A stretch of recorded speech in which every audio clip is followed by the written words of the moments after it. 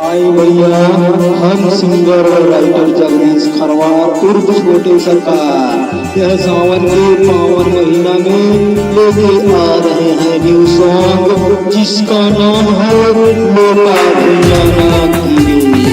तो आप सबको जरूर पसंद आएगा, तो लाइक कीजिए, कमेंट कीजिए, दोस्तों में शेयर जरूर कीजिएगा। तो हमारे चैनल को सब्सक्राइब कीजिए और ऐसे ही आशीर्वाद बनाए रहिए। बोला आइल सावन सोमार भूखल पानी जाए बोला दरबार। बोला आइल सावन सोमार भूखल पानी जाए बोला दरबार। कामे कंवर चलाई धीरे धीरे गंगा जल से भरल बा लोटा भैया न गिरे। गंगा जल से भरल बा लोटा भैया न गिरे। बोला आइल सावन सोमार भूखल पानी जाए बोला दरबार। कामे कंवर चलाई धीरे धीरे गंगा जल से भरल बा लोटा भैया न गिरे। गंगा जल से भरल बा लोटा भैया न गिरे।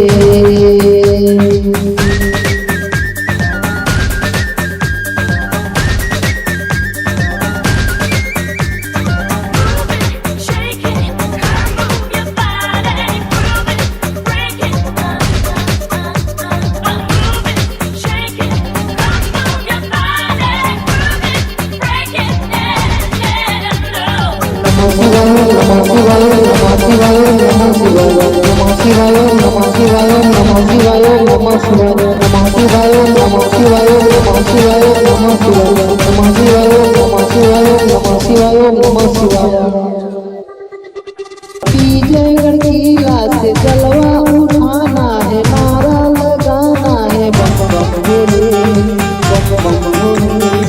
सातों पोखरवा ऊंचे पहरिया में देखी के डगमग पौना डोले। बड़ा कठिन बा चढ़ाई धीरे धीरे गंगा जल से भरल बा लोटा भैया न गिरे। गंगा जल से भरल बा लोटा भैया न गिरे।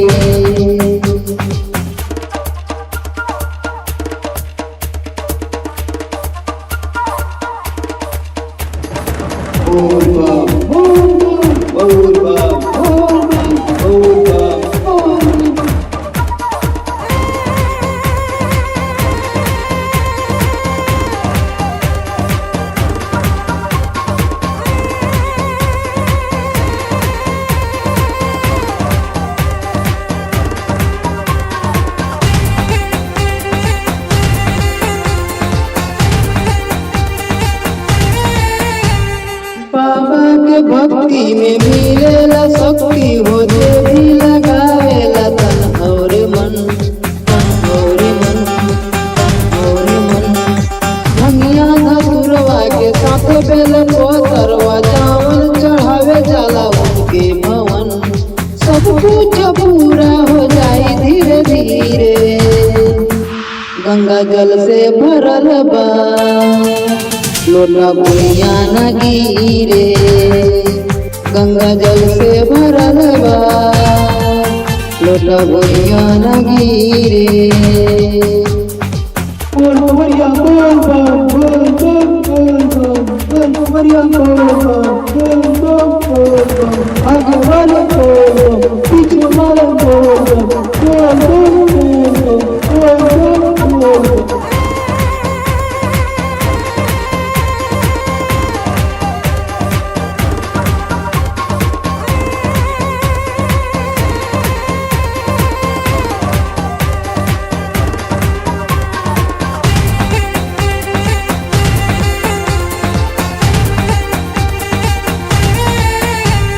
शिव द्वारे जाना है, शिव को मनाना है, बरसे बदरिया भीगे बदन भीगे बदन भीगे बदन। पैदल जाना है।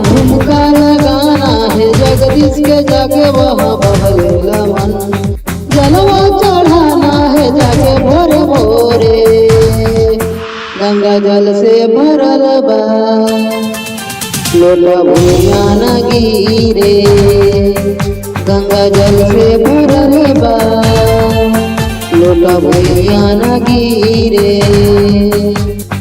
बोलबा बोला आइल सावन सोमार, भूखल बनी जाए भोला दरबार। कान्हे कंवर बा चलाई धीरे धीरे, गंगा जल से भरल बा, लोटा भुइया न गिरे, गंगा जल से भरल बा, लोटा भुइया न गिरे, गंगा जल से भरल बा, लोटा भुइया न गिरे, गंगा जल से भरल बा, लोटा भुइया न गिरे।